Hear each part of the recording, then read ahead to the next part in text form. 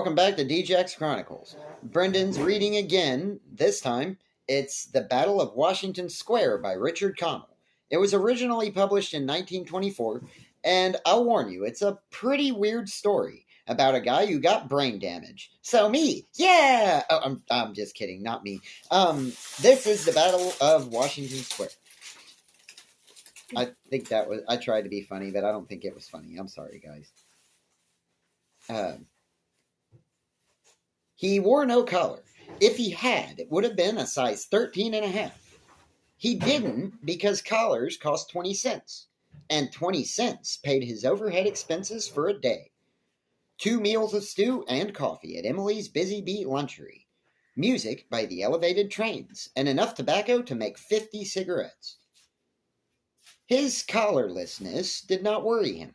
He gave it no more thought than he gave to the art of poetry, the influence of Confucius on China, or his country's foreign policy, if any. How to get that daily 20 cents? That was what concerned him. That done, and he would let his brain rest. Wrapped in a hazy blanket, leaning against the wall of Hyde's stable in West Houston Street. Outside in the summer, inside in the winter. He accepted the universe. Blue smoke seeping from time to time from his nostrils was the only sign that he had not mummified. His name was Joey Pell. He was 19 years old. As a baby, he had rickets, and as a result, he was bow-legged and undersized. His complexion was imperfect. Of the 6 children born to his parents, he was the last and the only one to survive the hazards of infancy, in a 2-room flat on Hudson Street. His mother sometimes said that this was enough to drive a person to drink.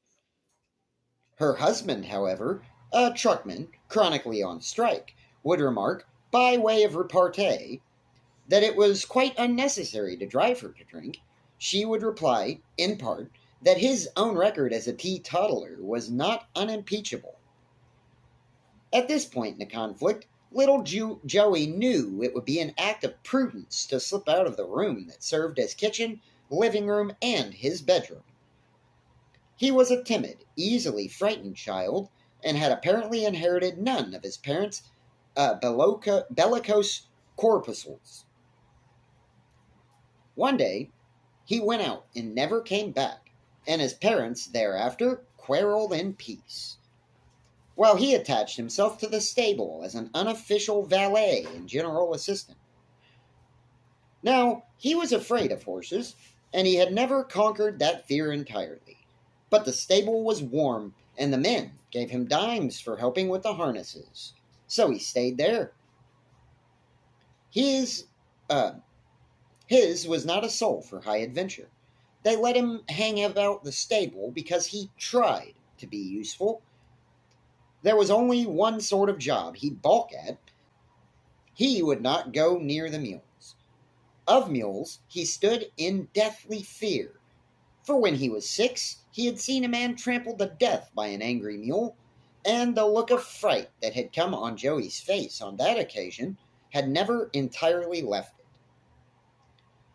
His haddock-like, watery blue-gray eyes were still slightly apprehensive. His lips always seemed on the verge of a quiver. When he approached a person, he sidled. He seemed to expect to get kicked. And not infrequently, he was. When someone kicked him, Joey Pell did not kick back. He just melted away from the vicinity of the kicker, with a look hurt and yet resigned, as if a certain amount of kicking were his lot in life. He harbored no grudges, and he hated no one.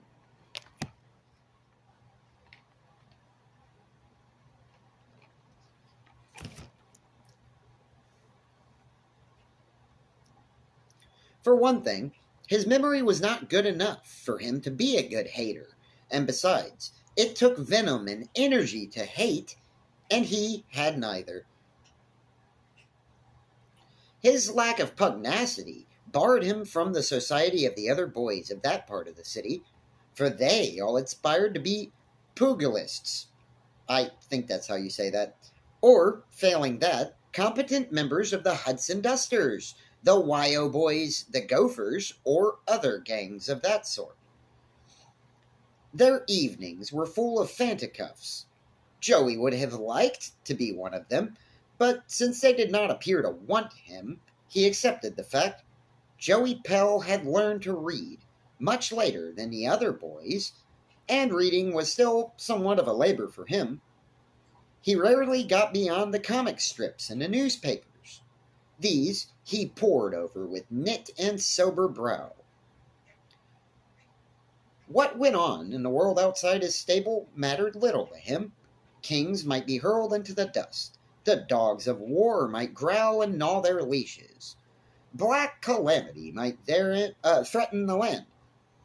It was all one to Joey Pell, his stew, his coffee, his tobacco, and his sleep. These filled his brain.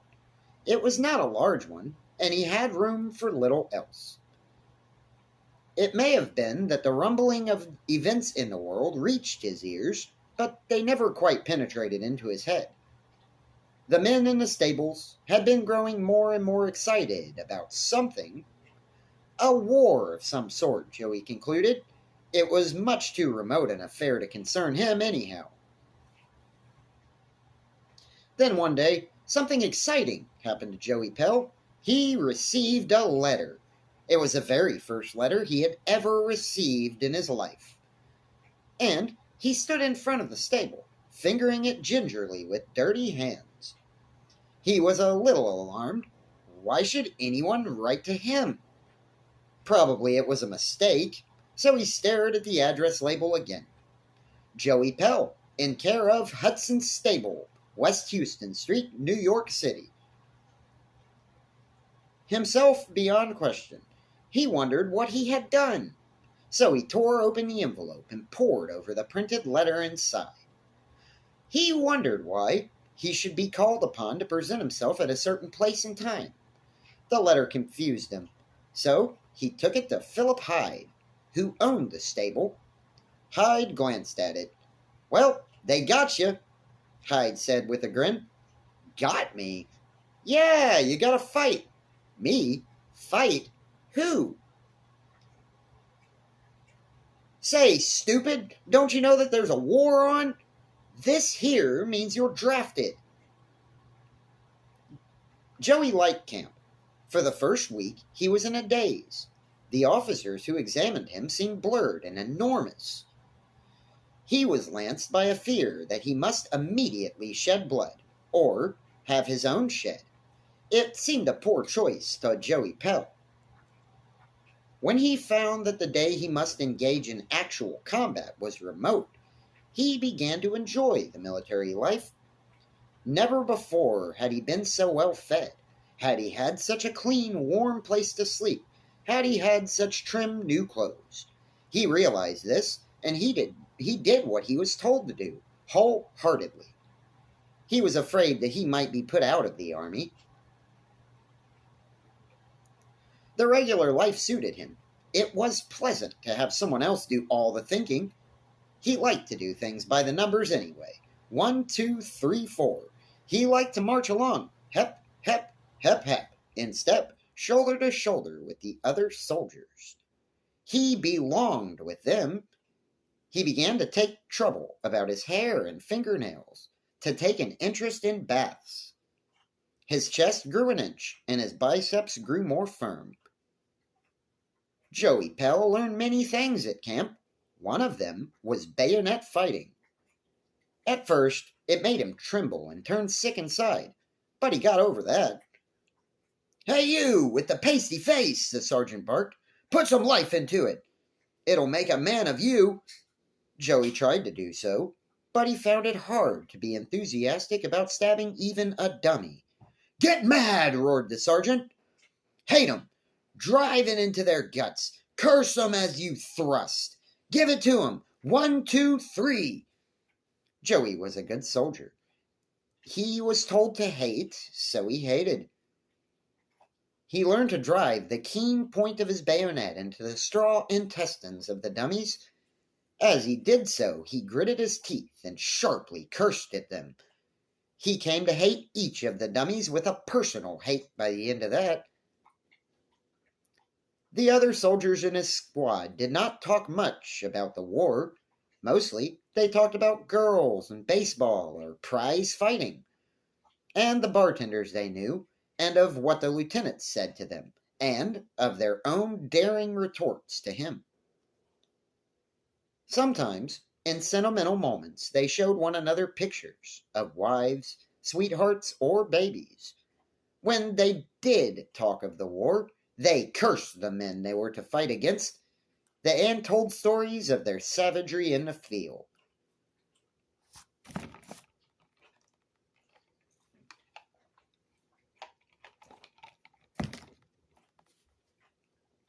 As Joey listened, he felt inside very much as he had felt the day that he saw the mule trampling the life from a man. His fear bred hate. These people were devils. It was virtue to hate them, and a good deed to kill them. Grim monsters peopled his dreams. They were in gray and twice the size of ordinary men, and fiendish of face. In his dreams, he fought them. As they bore down on him, he drove his bayonet into their throats. The sergeant had on no occasion to criticize his bayonet drills now. Joey Pell was a one-idea man. Once his mind had been filled to capacity with the problem of keeping alive, now that problem was happily solved for him. So he had space for another idea. What is this, discount Forrest Gump? Anyway, that idea was to be a good soldier, and it followed a sincere hater of the enemy. This became Joey's obsession. He won an approving grunt from the sergeant by the ferocity of his attacks in the bayonet drills. Another fine, new feeling came to Joey Pell on his first leave of absence to New York City. He realized that he was, in fact, a hero.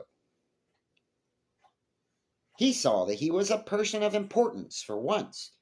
His had been a life without color, a humble life. Back in the stable, he was less important than one of the horses.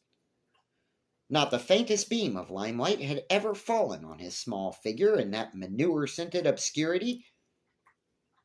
Men treated him curtly. No women had ever smiled at him.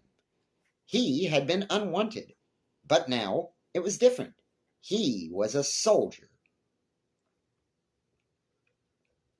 He had taken the 3 days' leave of absence because his turn had come, not because he wanted to. He had no idea what he would use it for. He was trudging along Fifth Avenue, bound for his stable below Washington Square, when he heard a voice calling, "Oh, soldier boy! Come here, soldier boy!" He looked about. There was no other soldier in sight, so the lady in the limousine must be calling to him. Her car had come quite too close to the curb. It was a magnificent car, huge and glittering with polished nickel. Inside, it was heavily upholstered, and so was a richly dressed lady who sat there, and who had called to Joey. She was smiling. Joey eyed her suspiciously. "Well, can't I take you where you're going?" she asked. "Ain't going nowhere," he mumbled. He felt suddenly hot, awkward, conscious of his complexion. "Ah, then let me take you to the home trench," said the lady. Joey looked dubious. He wondered what was her game. "Don't you know about the home trench?" she asked. His voice partly reassured him. "It's for soldier boys just like you. It's in my own house on Fifth Avenue. I'm Mrs. J. Goodhue, Wilmerding. You know, come, get in." She held open the limousine door invitingly. Joey stumbled in. He sat uncomfortable, bolt upright on the edge of the fat seat. The roses in the silver vase overawed him. He associated flowers only with funerals. From the corner of his eyes, he watched the lady.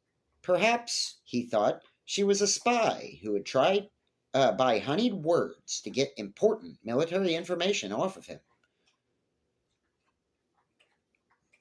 He resolved to kick her roundly in the shins and leap from the car if she tried any funny business on him, Private Joey Pell. "It is just wonderful," he heard her say, "of you boys to do what you're doing." "Yes, ma'am," said Joey Pell. "And if I were only a man," she expelled a sigh.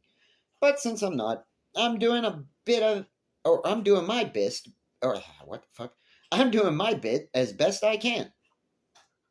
Last week at the home trench, we entertained 661 soldier boys." "Yes'm," said Joey Pell. "I hope you'll like the home trench," she went on. "All the waitresses there are junior league girls. They dance with the boys." Then she added, "with all the boys. Isn't it wonderful how this terrible war has brought us all closer together?" "Yes'm," said Joey Pell. "I wonder," she said, "if you know my son at your camp, Major Sears Wilmerding,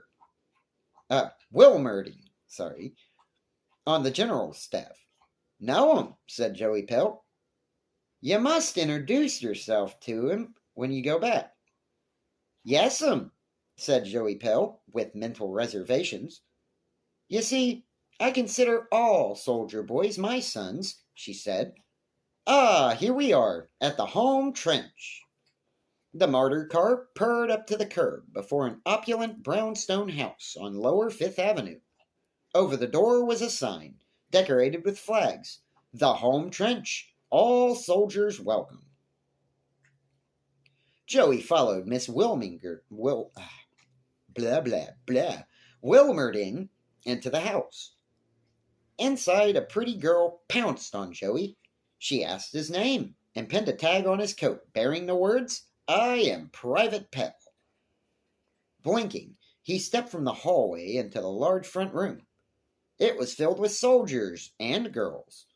In one corner, a phonograph was grinding out brassily, "Pick up your troubles in your old kit bag," and "Smile, smile, smile." Some of the girls and soldiers were dancing, the soldiers, for the most part, stiff and self-conscious. The girls, bright-eyed and putting much spirit into the task of making these soldiers enjoy themselves. A little bobbed-haired girl captured Joey. "Well, I'm Peggy Sturgis," she announced, taking his hand, which hung limply by his side, and shaking it violently. "So you're Private Pell, aren't you?" Joey gulped and nodded. "I know some Pells at Tuxedo Park," she said. "Are you one of them?"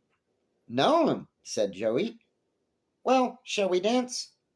He was too overwhelmed by this entirely novel experience to refuse. She towed and hauled and steered him about the crowded room, while the phonograph did its best with "Over There." "I think," she said, "it's just wonderful of you boys to do what you're doing." Joey flushed. "I wish," she said, wistfully, "that I were a man. I'd be in the cavalry. Don't you just adore the horses, Mr. Pell?" Joey licked dry lips and nodded. He hated horses, as a matter of fact, but she had called him Mister, and that was another new and stimulating experience for him. Other girls danced with Joey Pell that day, too. They told him, every one of them, how brave of a thing he was doing. He drank a great deal of not very sweet lemonade, and only when the home trench closed for the day at 6 o'clock did he leave. He was almost as much intoxicated as if the lemonade had been champagne. As he strode up the avenue, chin out, eyes narrowed sternly. Okay, really quick, was that insinuating that somebody, spiked his lemonade and he didn't know about it? Or was it an alcoholic lemonade and he didn't even think about it? I don't know. I mean, I guess it did say he wasn't very smart. Life is like a box of chocolates. Sorry. He wished earnestly that he might meet one of the enemies face to face at that moment. He felt capable of laying him low, barehanded. He saluted all of the officers with a sharp, precise salute. He even saluted a passing mail carrier. His heart beat with unwonted vigor. He was a soldier, a somebody. He surveyed suspiciously each passer-by in the hope that he might discover a spy. Well, he found no spy, but he did find an elderly gentleman who gave him a theater ticket and a blessing. Joey took the ticket without embarrassment this time. He was getting quite used to taking gifts. As he marched along, he saw a sign. Free chow for all the lads in khaki. He entered the big brick building and was greeted by an aroma of disinfectant, liniment, and athletes, and by a plump, enthusiastic man who slapped Joey right on the shoulder and cried jovially, "Howdy, buddy! Greetings! Come right in and get your chow. Afterwards, we're going to have a sit together, or get together and sing. You'll stay, of course." He patted Joey's shoulder with a big brother sort of gesture. "You sure are lucky to be in the army," said the big plump man. "It's mighty fine, the spirit you boys are showing. I wish I could be in khakis, but these darn flat feet of mine." He waved an apologetic pink hand toward his feet. In the dining room, Joey ate copiously of beans, cocoa, and pie. He stayed a while for the singing, and even added a cracked and unpracticed tenor to the chorus, which, led by the plump man with the unfortunate feet, sang "Onward, Christian Soldiers," "Katie," and "Hail, hail, the gang's all here." I guess that was the name of it, Katie? I don't know. Joey slipped away and went to the theater.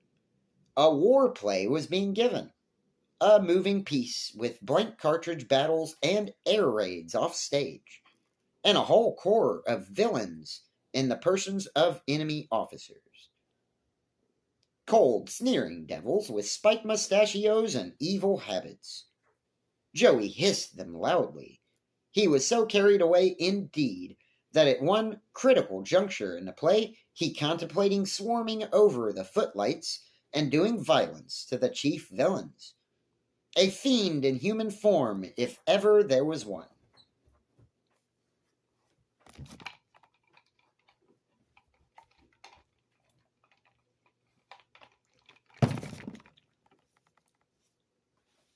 Joey's spell is Spider-Man. Yeah.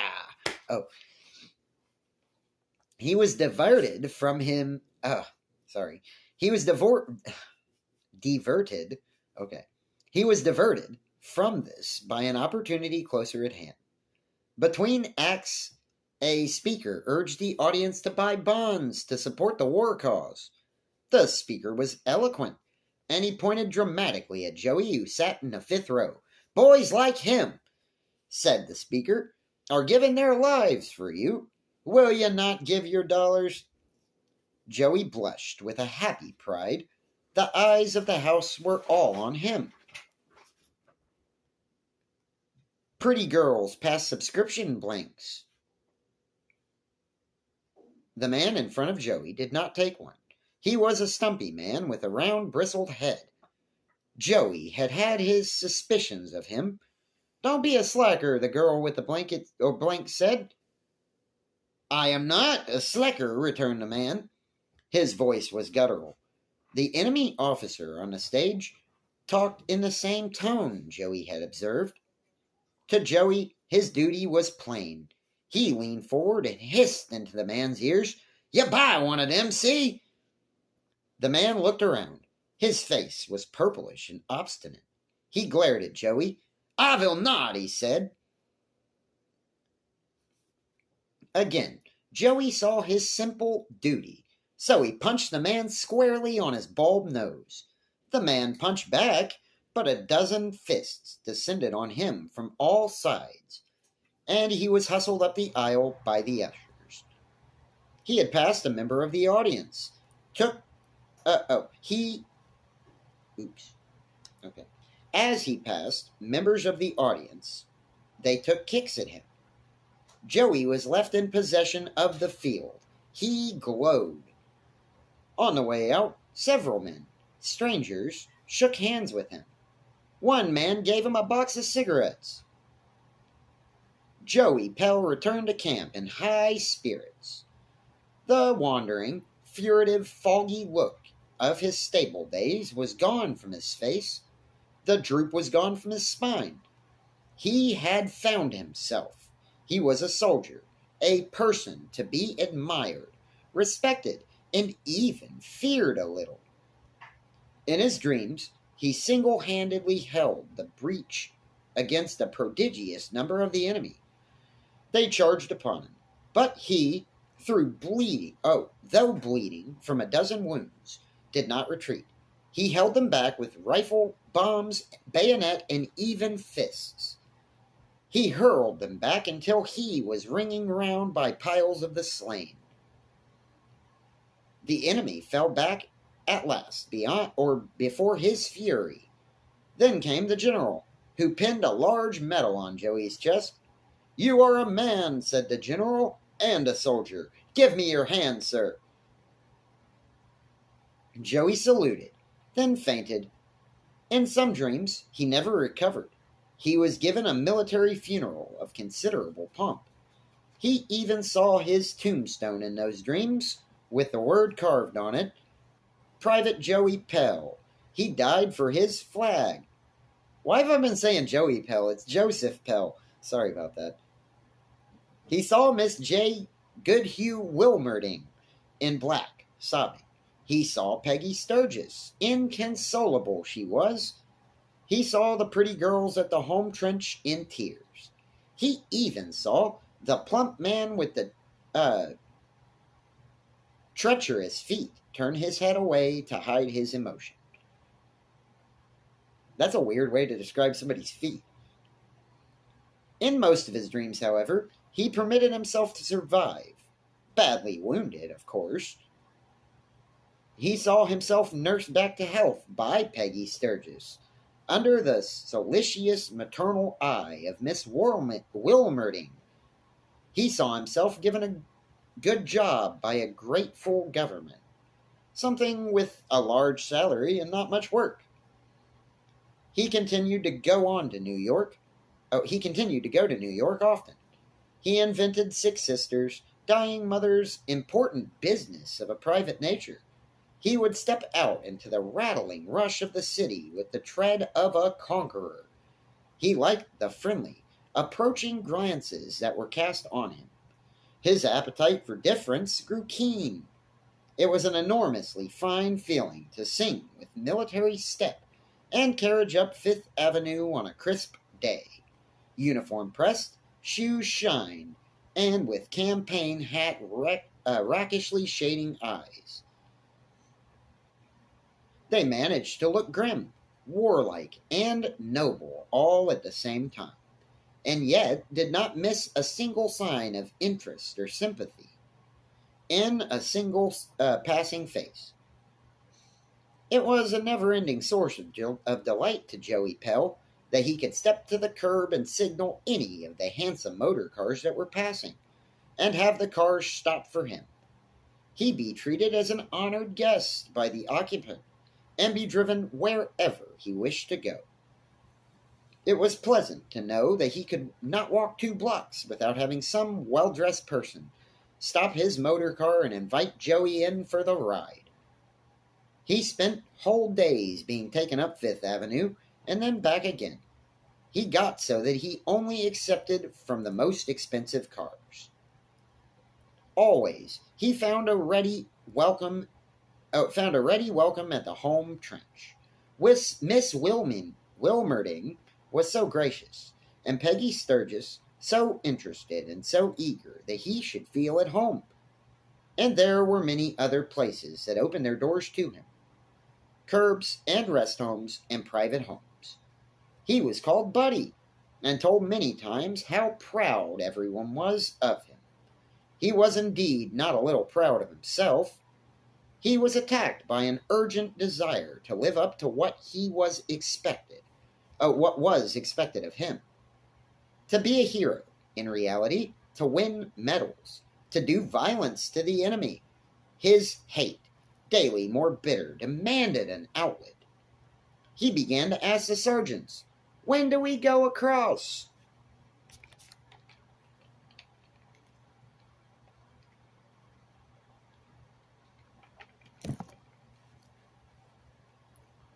They did not know, so they looked mysterious.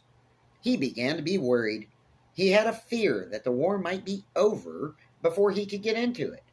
He even ventured to ask the captain when the regiment would set sail. The captain, who did not know, looked mysterious. Joey's worry increased.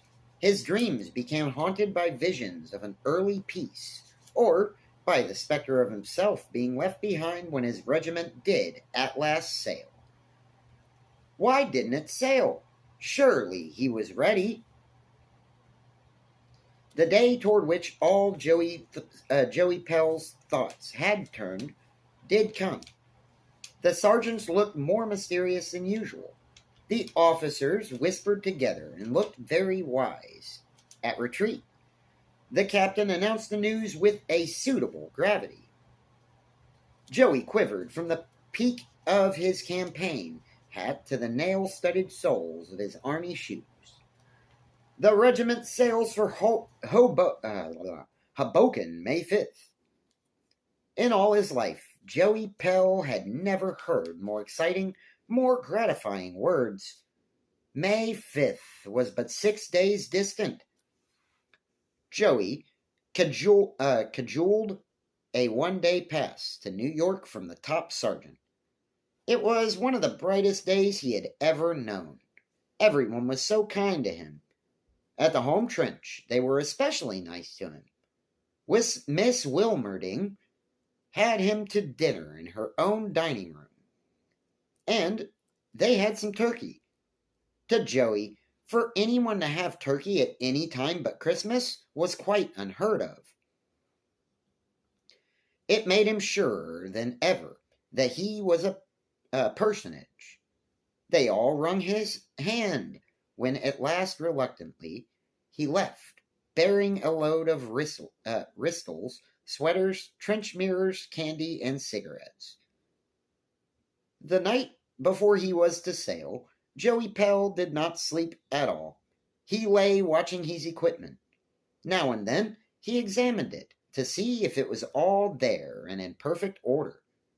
He did not want to take the most minute chance or to risk in any way being left behind. He was in M Company, which was to go aboard the transport last. He sat on a chilly pier, chafing. He wanted to get under way. He could not be sure he was actually going until the Statue of Liberty faded from view. He heard a sergeant's staccato order. Detail, privates, Leary, Kokoski, Pell. He sprang up and stood at attention with the others. Go aboard, the sergeant ordered, and feed them mules. Joey held back when he reached the hold where the artillery mules were. They were restless and were scuffling and biting in the half-darkness. He decided that he had done his duty in bringing the pails of water that far. Others could give them to the mules, but a watchful corporal spied him. "Here you!" shouted the corporal. "Water them mules!" But still, Joey held back. "Say, you ain't afraid of them, are you?" demanded the corporal scornfully.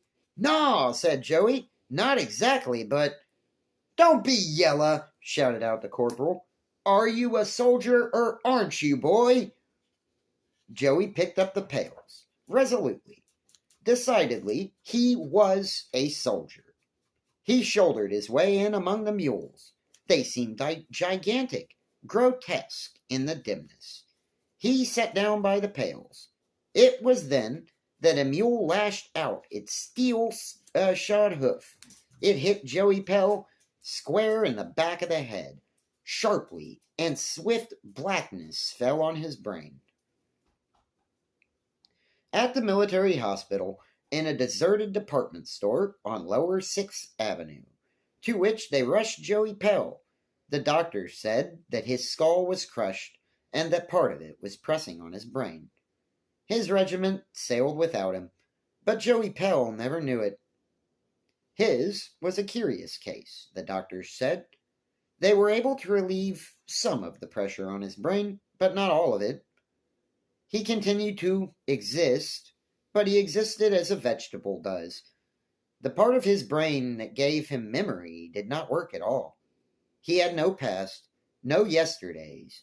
Each day when he woke, it was as if he were freshly born.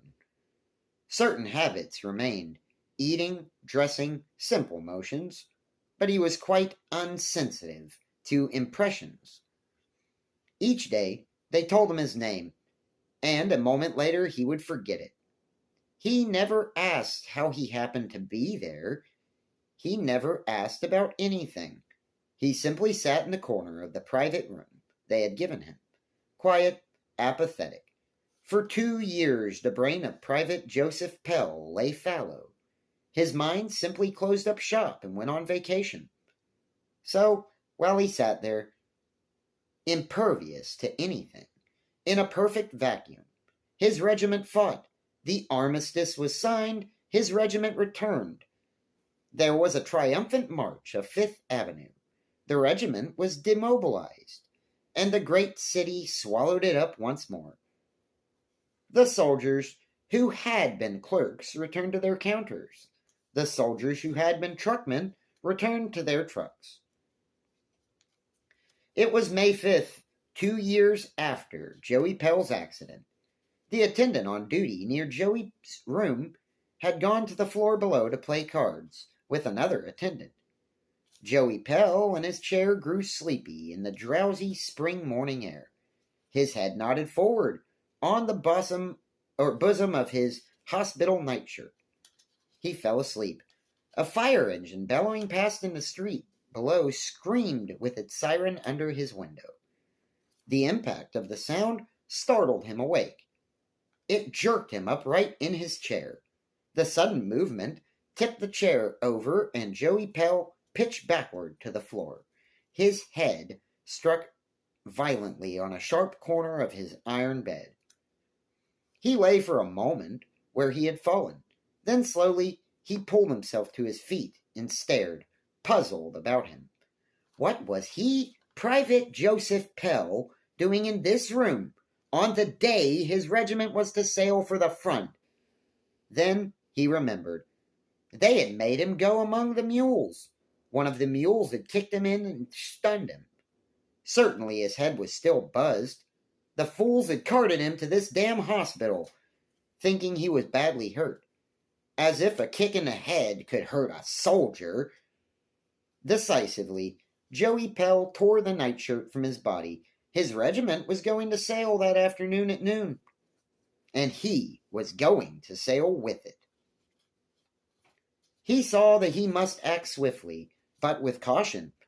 In the westward, soldiers were drowsing. Their forms hung on pegs by their beds. Joey commandeered the first uniform he came to. Its owner was asleep. He was a very much bigger man than Joey, and the uniform was half a dozen sizes too large, so that it draped around Joey's meager frame in great folds. The purloined shoes were 11s, and Joey customarily wore 5s. The hat came down over his ears. No matter. Once aboard the transport, Joey knew he could get a new outfit. He hunted feverishly for his pack and his rifle. He could find no pack, but in a storeroom he did find a rifle. It was not his, for it was rusty and dusty, and his own was always cleaned and well cared for. He took it anyway. He had seen a clock, and saw that it was 10. He had 2 hours to get to Hoboken. He had no idea where he was, and his knowledge of geography was very limited. So, he was not at all certain where Hoboken was. In Jersey somewhere, he fancied. He slipped out of the hospital. His idea was to find the Hudson River and get a ferry. He saw from the street signs that he was at 6th Avenue and 18th Street. He breathed a sigh of relief. His problem was simple. He had only to hail a passing motor car and ask its driver to take him to one of the downtown ferries. He turned toward 5th Avenue. A man was coming along the street toward Joey. He was a well-dressed man, and he was escorting an appreciable paunch. Joey smiled at him. The man scowled and increased his pace.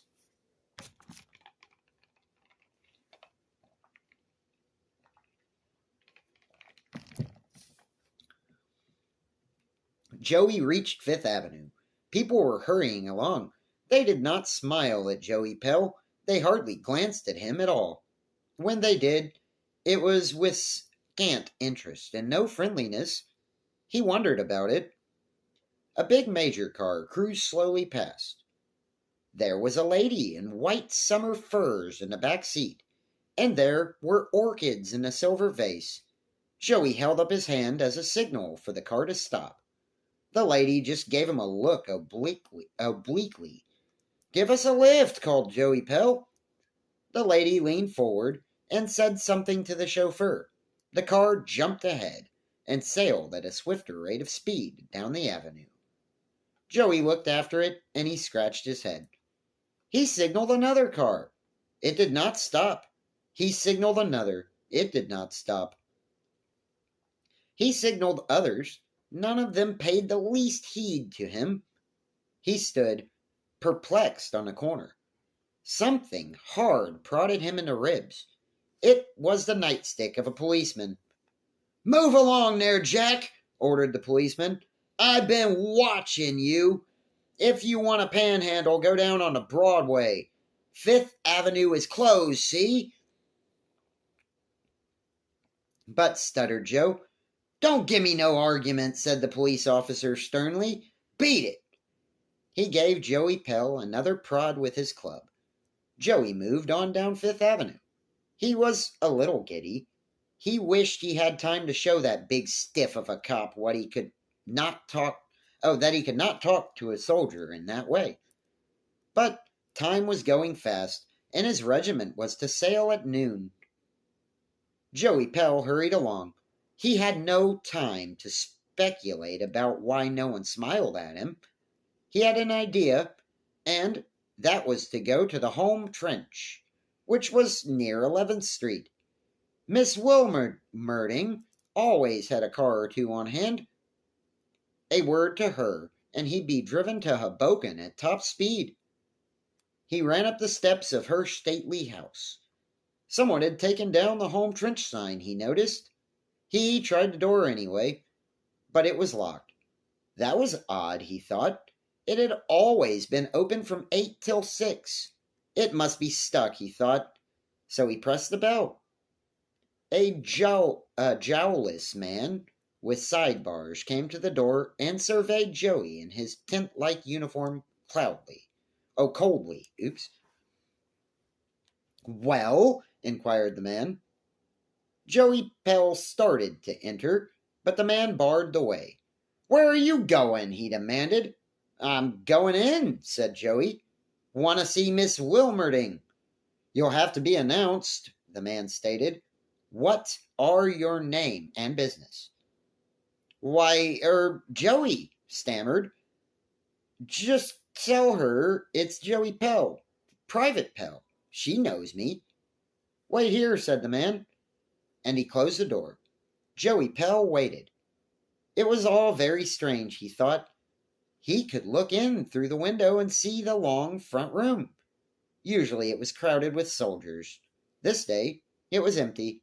Not quite empty, however. At a desk sat a well-nourished lady. Miss Wilmerding, unquestionably. Joey Pell felt greatly relieved. The door opened a trifle. The sidebar man was there. "Miss Wilmerding is not at home," he said. Joey decided that the man must be joking, that this was a new system of entertainment. Say, kid, he said, you ain't looked very hard. I can see her right in there. She's not at home, said the man. His voice was frigid. Say, cut the kiddin', said Joey. My regiment's sails at noon, and I gotta get to Hoboken. The butler appeared to be closing the door. Hey, Miss Wilmerding! Miss Wilmerding! Joey called loudly. She came out from her drawing room. Her face was unsmiling. Jeffords, she said to the butler, what does he want? I told him you were not at home, ma'am, the butler said. Miss Wilmerding, broke in Joey, I gotta get to Hoboken, quick, see? And I thought you could help me. I advise you to apply to the Veterans Charity Bureau in Madison Avenue, she said, and shut the door in his face. Joey stood on the steps for 2 precious minutes. He wondered what he had done to offend her, but he knew he had no time to puzzle about that. He again started down the avenue, and again he noticed that the faces of those who passed him were uninterested, without friendliness. Out of the sea of faces swam a familiar one, Peggy Sturgis. Well, he saluted her and said, Hello, Miss Sturgis. Well, I'm off. She did not return his salutation. She looked at him queerly, as if there were something curious about him. I beg your pardon, she said. Say, you ain't forgot about me already, blurted Joey Pell. I'm sorry, she said coolly, but I'm afraid I have. One met so many soldiers, you know. I hope things are going well with you. Well, goodbye. She was gone before he could catch his breath. What terrible thing had he done? He wondered. But he had no room in his mind for much wondering. His immediate problem was to get to Hoboken by noon. He pushed on toward Washington Square. As he progressed along at a half run, he overtook 2 men who were also going to the square. Joey saw that they too were in uniform, but it was not khaki, it was a grayish uniform. Strange to him, he stopped short. But it was not the uniform of the men that stopped him, it was their talk. They were talking in the language of the enemy. Joey Pell had learned to recognize it. Joey knew at once that they must be spies. He slacked his pace and followed close behind them. Fear hit him. If he captured the men, he'd miss his transport, but it was his duty. He saw that, to capture them. He would do his duty. Across the broad square, he followed the 2 men. They headed for a crowd, assembled in the southwest corner of the square. Joey did not take his eyes off of them till they neared the crowd. Then he looked up, and his heart turned a somersault. His fingers closed tightly on his rifle.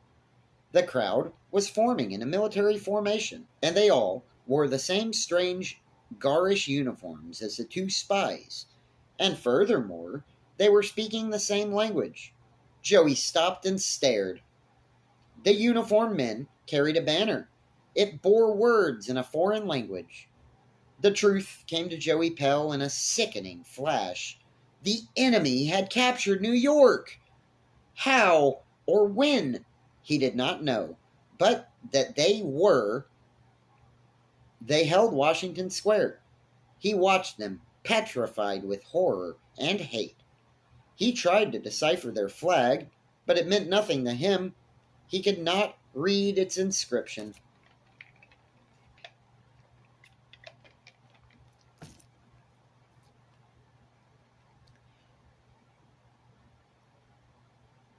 The sign actually said, Young Men's Uniformed Gymnastics and Singing Society of the Reformed Lutheran Church. I'm sorry, church. He could not tell from their speech that they were assembling to march to the funeral of a deceased member. One thought filled his brain. The enemy had captured New York. Now he understood why the people had ignored him. They were afraid to do otherwise. His hands tightened on his rifle. There was no question what his duty was. They were 200 to 1, but he was a soldier. He fumbled at his belt for cartridges, then groaned when he realized he had none. Crouching behind a tree, he drew from its scabbard the bayonet. His teeth bit into each other as he fixed the bayonet into its socket. Then he jumped from behind a tree. His voice, high and shrill, sounded through the square. "I'll show you, you devils! I'll show you!" The surprised members of the Uniform Gymnastics and Singing Society saw his fantastic figure coming running at them. At first, they thought he was joking. Then, when they saw the leveled bayonet, they thought him crazy. Straight into the midst of them charged Private Joseph Pell. His big hat came down over his eyes, so the lunge he made with his bayonet at the chest of the leader of the society missed its mark, and the point became entangled in the sleeve of the astonished young gymnast and singer. The men were sure he was a madman now. They knocked him down on the granite pavement. Private Joseph Pell's head hit one of the blocks. So ended the Battle of Washington Square, the briefest battle in history, and yet the only one where the American Army's casualties were 100%. Alright, guys, thank you so much for watching the video, and that was a trip, man. I'll see you next time. Bye. And I'm sorry, Lutheran Church, that's terrible.